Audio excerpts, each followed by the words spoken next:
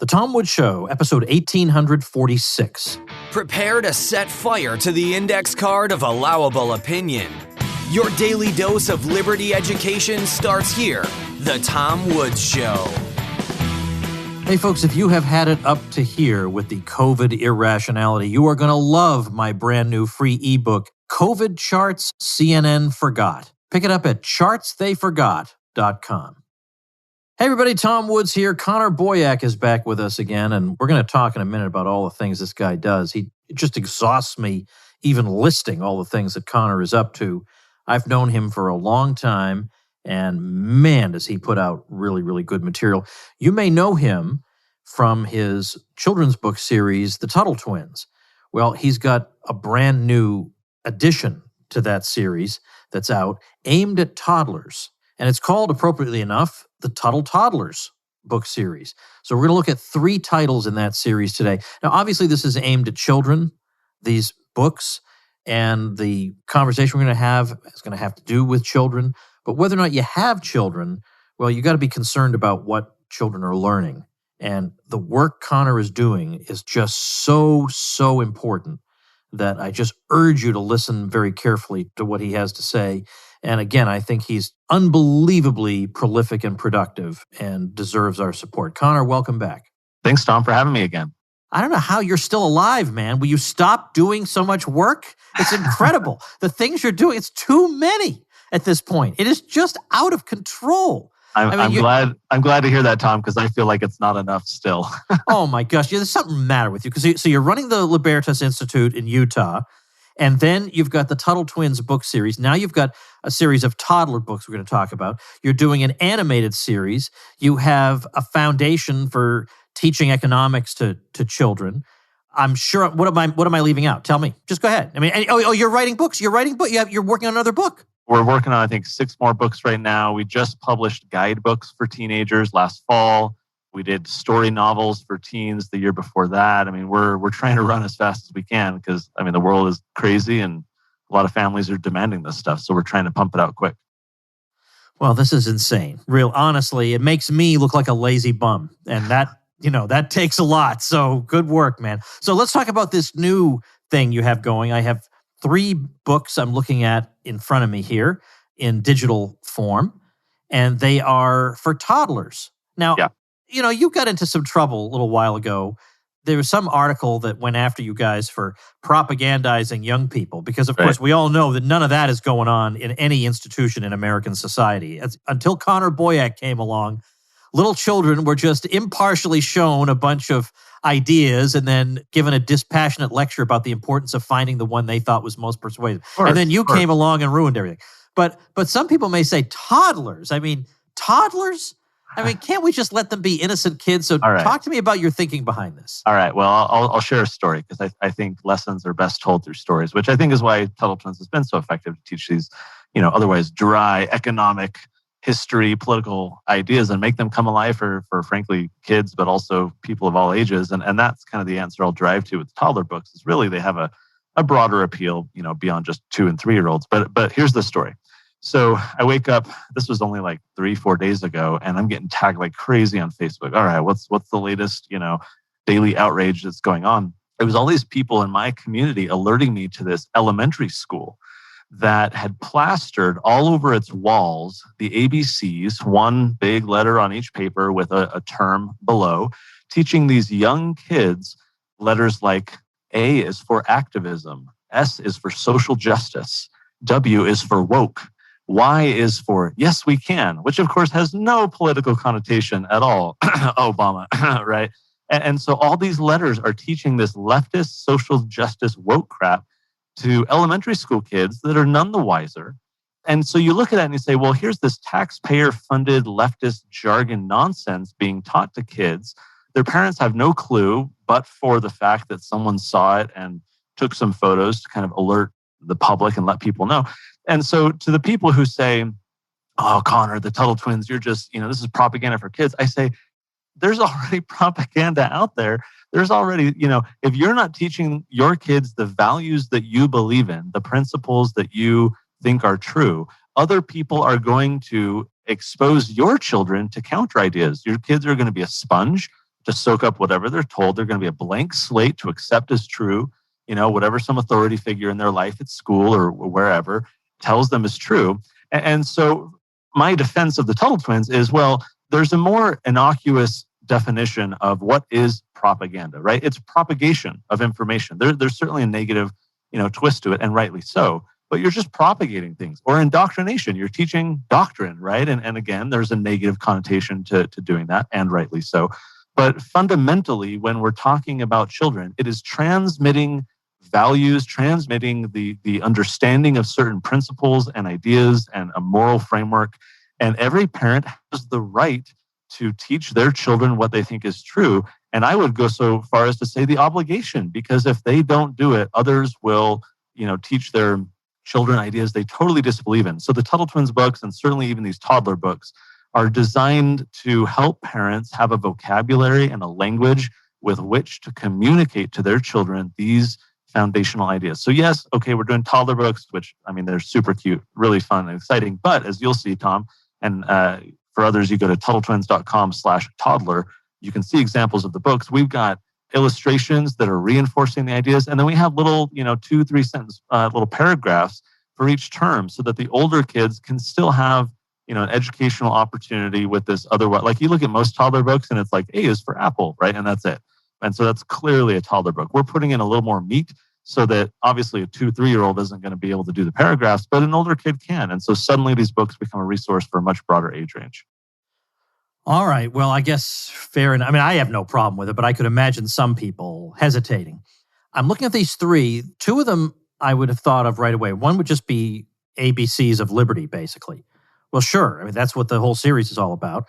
Then you've got one on economics, which is important, obviously, but also I personally think that the value of this is to start as early as possible teaching people the importance of, frankly, cooperation, because in the grand scheme of things, that is what's happening in the global division of labor. It's only in the frivolous, superficial sense that it's competition. It is an immense global cooperation to make possible. In fact, let me interrupt myself. I can't remember the guy's name, but there's a guy who has a YouTube channel whose entire purpose is to show him working on DIY projects where he creates something legitimately absolutely from scratch.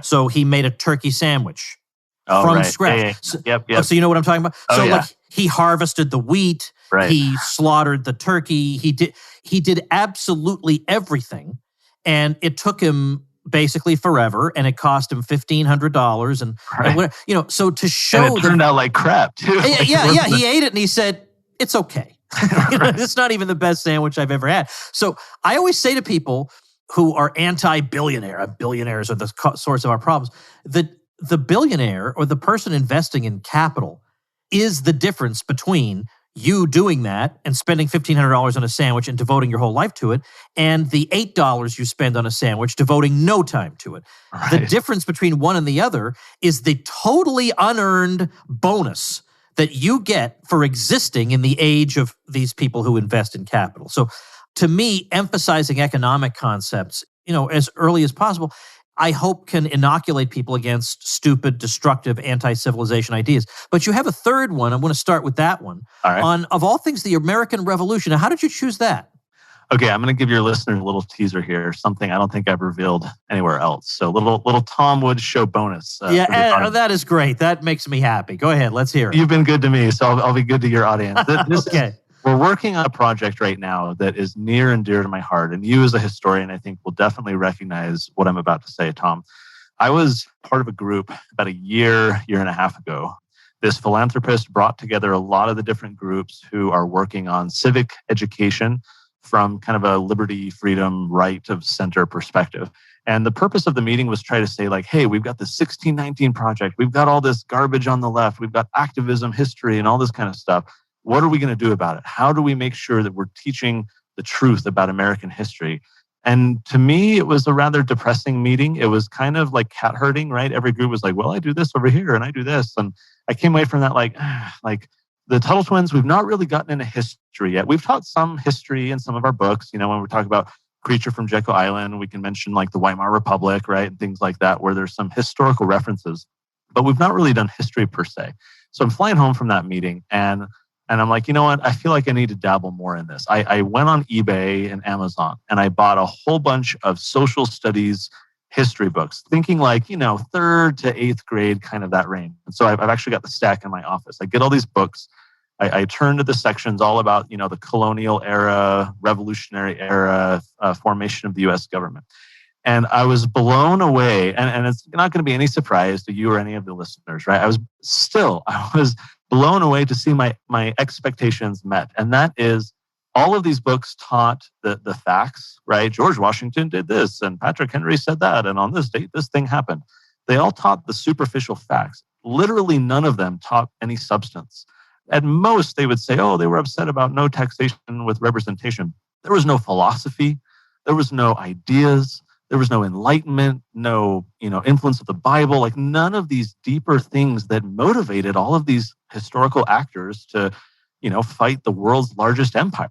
And to me, history without that substance is irrelevant. We all throw around that quote, those who don't learn from the past are condemned to repeat it, right?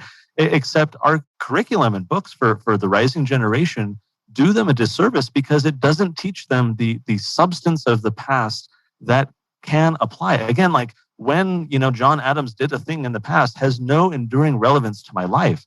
But if we talk about the ideas that he believed in, the motivating forces and influences, those, albeit in a slightly different shape, exist today. And suddenly, learning from the past so as not to repeat it in the future makes sense, where right now it doesn't with any curriculum. So that's the first problem, is they don't teach the substance. The second problem with all these books is they don't help a kid in 2021, when we're recording this, understand why what happened in 1776 is relevant to their life today, right? It's the perennial question in public school, like, oh, when am I ever going to use this in life? Oh, someday it'll, have meaning for you, whatever. Except that's not really true with history. I mean, imagine when we're talking about the Bill of Rights, and let's say we're going over the Fourth Amendment, right? And we're talking about the writs of assistance, and which we put in our little toddler book. I think that's W is for writs of assistance.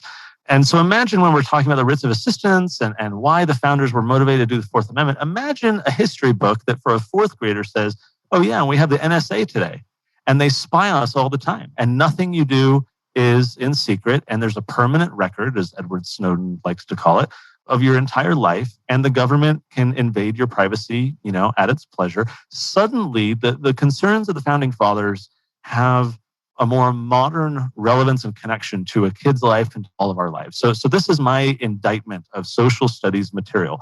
So what we are doing all this year, it's probably going to take us well into early next year, is we are creating a Tuttle Twins textbook of sorts, where we're covering kind of the early colonial era all the way through the signing of the Constitution and ratification.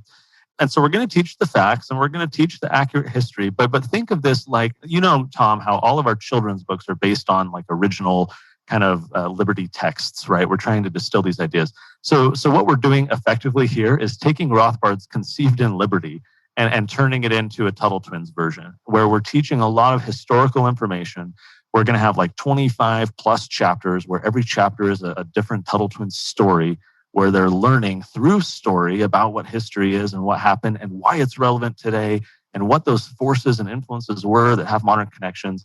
I'm so passionate about this, and I felt kind of pent up that I haven't been able to talk about it publicly yet. So you prompted me, and I'm dropping this little nugget here. It's going to take us a while because this is a very big project, but we've got historian consultants in the mix, and we're doing a lot of writing. Elijah's doing some phenomenal illustrations. It's basically like 25 Tuttle Twins books in one in terms of total length of writing and illustrations and stuff. And so it's going to take us a little while.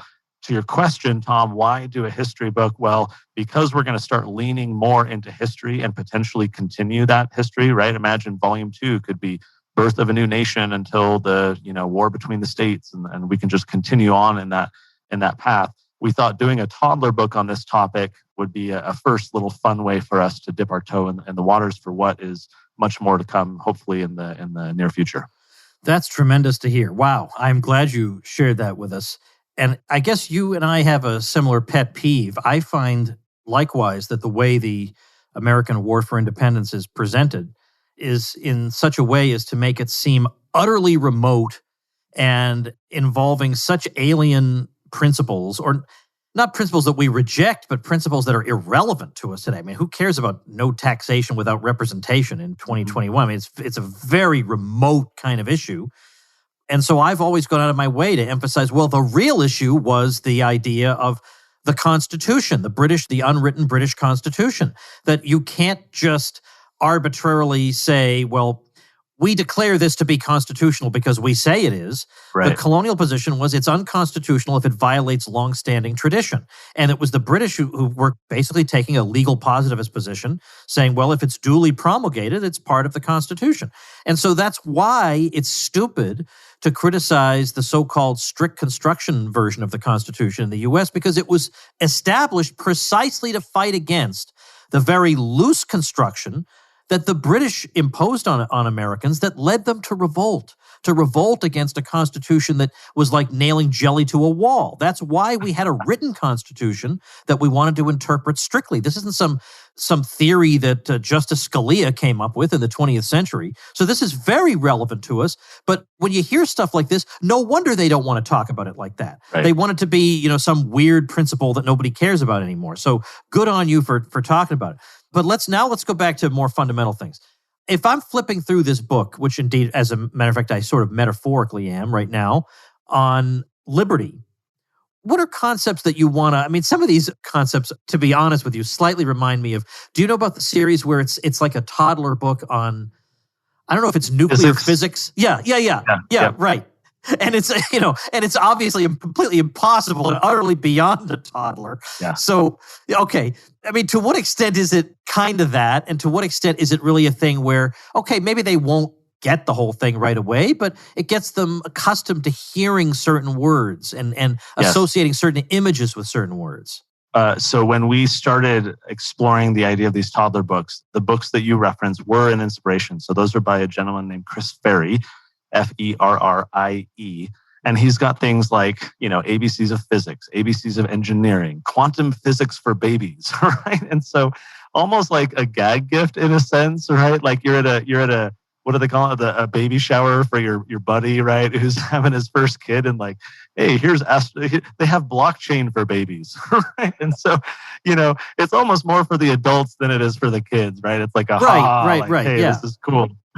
And so that was definitely inspiration for us. But as is our style, and I mentioned this earlier, our children's books, we target them for kids age 5 to 11, but we've got 3 and 4-year-olds who are able to read along and understand. We've certainly got a lot of teenagers. And then frankly, like half the parents who get our books, according to our survey, say that they've learned like a lot in our books, that they're learning a ton of new information that they were never exposed to. So that's kind of our format, is like, we want to target an age. We want to authentically have things for that age, but we want, through the illustrations, through the terms, the story, to have almost like when you watch The Simpsons, right? Like the kids are laughing along and whatever, but then there's that adult level of humor that's baked in as well.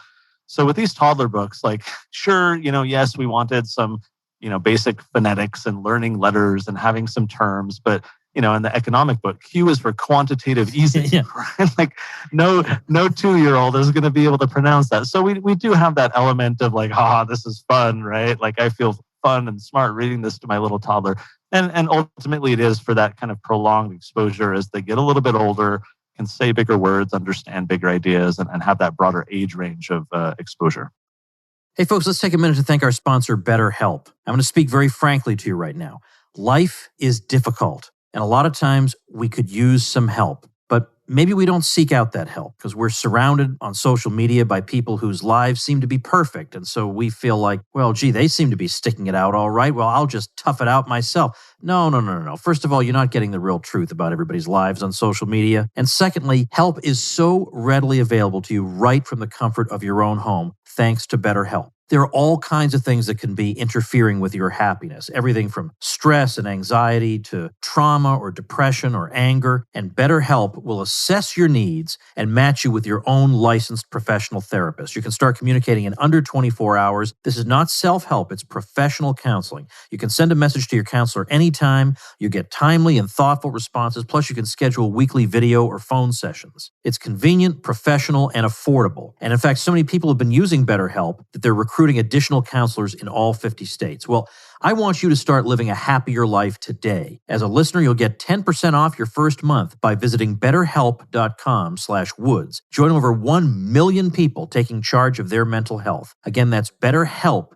HELP.com/woods. So, by the way, they're all called, as I said at the very beginning, the ABCs of X, Y, and Z. So, liberty, economics. Do you have ambitions for doing? Now, you said you have more books in the pipeline, but is it in this series in particular, the Tuttle Toddlers? So yeah, we are planning, more children's books. We're working on book 12 right now, which is based on Crisis and Leviathan by Bob Higgs, which is certainly going to be a very timely book to all the nonsense that's going on. We're doing another teen novel. We're doing more of our teen guidebooks. We're doing more toddler books as well. So yes, across the whole Tuttle Twins, what do you call it now? Empire, our content empire. We're producing absolutely a ton more books, including more toddler books in the future. All right, awesome. So I'm looking at the economics one, and yeah, there are some things that might be a little hard, but there are some things that you could explain to somebody. I mean, they're not going to understand John Maynard Keynes, but they are going to hear that name said in the household from time to time. With a boom and a hiss, right? Right. So it's not bad for them to say, "Oh yeah, I remember that guy." But I think that some of the stuff the way you talk about in the Liberty book, the way you talk about property, private property, and that when you own something, you're the boss. You get to decide what happens on your property. I think a 3-year-old, a 4-year-old can understand that. Like if you have a toy, you decide what happens with it. I mean, you decide when you want to use it and what's going to happen with it and so on and on. So there are things that do correspond to real aspects of a real child's life in this book. Well, think also in the Liberty book of like B is for bodily autonomy or C is for consent. Elijah illustrated, Ethan, little toddler Ethan, being open to giving a hug to dad, right? He's saying, yes, please, right? Whereas little toddler Emily is holding a hand up and saying, no, thanks. We had this conversation as parents when our kids were little, right? Maybe the grandma or aunt would come along and try and force a hug or like, hey, give me a kiss, right? Onto the toddler. And of course, there's a certain aspect of that. It's benign, it's family, it's kind of social accepted behavior and so forth. But there's also this element of like, sorry, but if he, for whatever reason, doesn't want to give a kiss to grandma right now, then that's his decision. It's his, body. And so those principles, even at a young age, can also be quite understood and daily practiced by kids of different personalities and demeanor who may more strongly resist you trying to, give them a kiss or have them sit on your lap or let Uncle so-and-so hold them, for a while. And so there's a lot of those ideas that we're excited to have in these books because, they do have kind of that application at that younger age. I have to confess that I am particularly fond of the page on the NAP, the non-aggression principle, because, of course, it's given in the acronym as the NAP. And so you've got 2 toddlers wearing really cute one-piece pajamas, and one of them's got a nightcap on, and one's holding a teddy bear. And then you say, no, not that kind of nap. And then the non-aggression principle says we shouldn't hurt others, but we can defend ourselves if others try to hurt us. I tell you, I would have no problem explaining that to a 3 or 4-year-old. No problem, because they would immediately see the justice of that. Yep. Yeah, and honestly, that's kind of the funny thing about the whole Tuttle Twins books. Like we're really trying to drive at like what are those core ideas of an open and free society, of human flourishing? What are the basic, decent, good social principles by which all people in a voluntary and free society should be able to live? Great, let's teach those to our kids. Tom, what I've found over the years is that there's very little disagreement to many of these ideas, even from people who like have a totally different worldview, right? Like people believe in voluntary exchange. People believe, in the golden rule. It's just that as adults, they've been trained, and I would say kind of propagandized, to add all kinds of asterisks to that, right? Yeah, golden rule, treat others, as they want to, unless they have oil. Yeah. or unless they have, speak a funny language and have a different religion or whatever, right? We put these asterisks on these ideas that we all teach our kids. Right? Don't hurt other people. Don't steal their stuff. Oh, no, but taxes is the price we pay for a civilized society, right? Oh, it's the majority rule. It's the will of the public, right? Like we create all these asterisks later in life, but all good parents are teaching these ideas to their kids. And so I feel like our role is more to say to adults, like, nah, those asterisks maybe shouldn't exist. Like, these are the ideas that we should remain consistent in teaching and applying later in life. And so that's what's been fun about the Tuttle Twins, is there's this kind of broader interest in these ideas, even from people who might disagree from a policy perspective because of that asterisk that they cling to. But because you can kind of have that shared foundation and kind of build that on that common bond of these kind of core ideas, especially in the context of them teaching their children those good ideas, it becomes a little bit easier to then communicate with them about those asterisks and those exceptions and help them try and reconcile, that kind of a compartmentalized conflict that they have in their mind. Well, look, I was so happy to hear that you were doing this that I thought, you were saying, hey, maybe we could do an episode on it. Well, yeah, of course. Yes, obviously we're going to do an episode on this because the world needs to know what you're doing. And as I say, I see a lot of my old self in you, the one who was never satisfied, no matter how much he did and how productive he was and how much he put out there. He's always thinking, well, I could be doing this. And what about this? This sounds like a lot of fun. Wow, I'm glad we have people who still have that zeal. Now, I have the zeal in my own way. I mean, I'm still generating a lot of content over here, and I write most of the time 2 newsletters a day and stuff.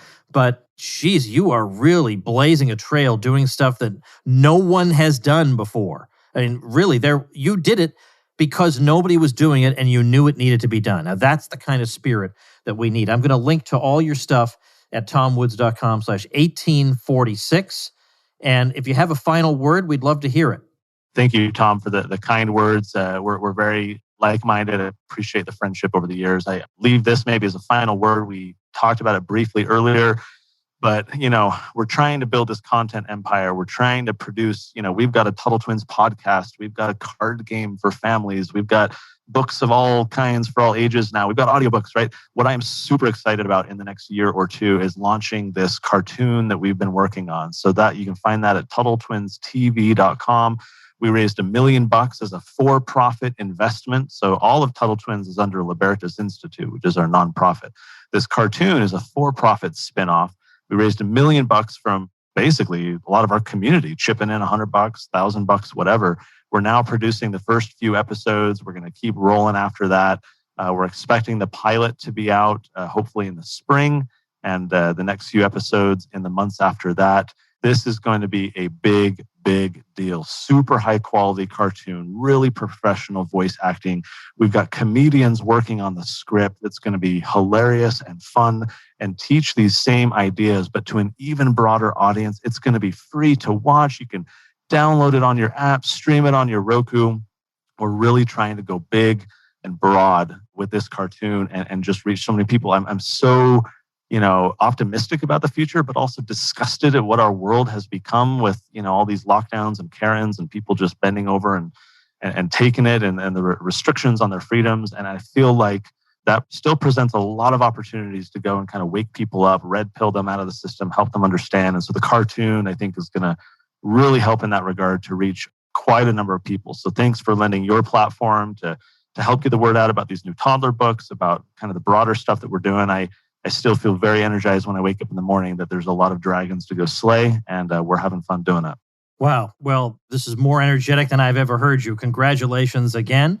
Best of luck. And we'll talk, I guess, 20 minutes from now when you've accomplished something else. So thanks a lot.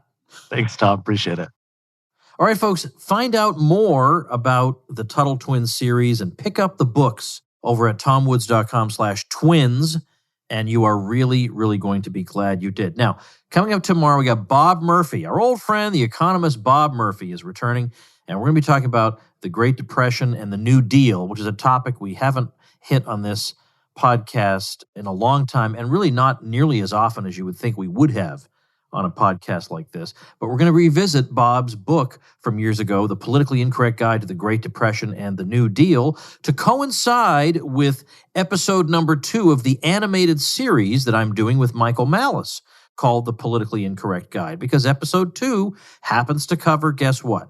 The Great Depression and the New Deal. So Bob's going to come on, and he and I are going to talk about his book, and then I'm going to use that as a lead-in to get you to watch the darn cartoon, which you can watch, by the way, always at pigseries.com. And let's see. So then we got that. Then we got Tom DiLorenzo. He had a great article on LouRockwell.com last week about America's Stalinist universities. He never pulls punches, Tom DiLorenzo. And I got him coming on to talk about that. So we got a fun week coming up. Make sure you subscribe to the Tom Woods Show over at tomwoods.com/Apple so you get all these episodes delivered to you. And incidentally, when you have nearly 2,000 episodes, as I do, it clogs up your feed if you keep them all available in just one feed. So what we've done is I've kind of followed in the footsteps of John Lee Dumas, who has zillions of episodes also.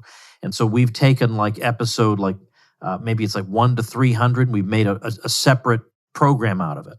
So if you look for the Tom Woods Show, you should find Tom Woods Show episodes 1 through 300, episodes 301 through 600, something like that. And that's a way of being able to keep all the episodes available easily online, but not clog them all up in one place. Because, as I say, eventually there are problems. And any podcaster will know that for whatever reason, it causes problems. So what we've done is we've essentially made separate programs out of some of the previous episodes. So if you're wondering what happened to your feed, why there are only X hundred of them left in there, it's because we've broken them up into all these other programs. So if that makes sense to you, one of these days I'll put links up at tomwoods.com to all of them, but you should be able to find all the previous episodes just by searching Tom Woods Show on your favorite podcatcher. All right, that's all for today, everybody. See you tomorrow. Become a smarter libertarian in just 30 minutes a day.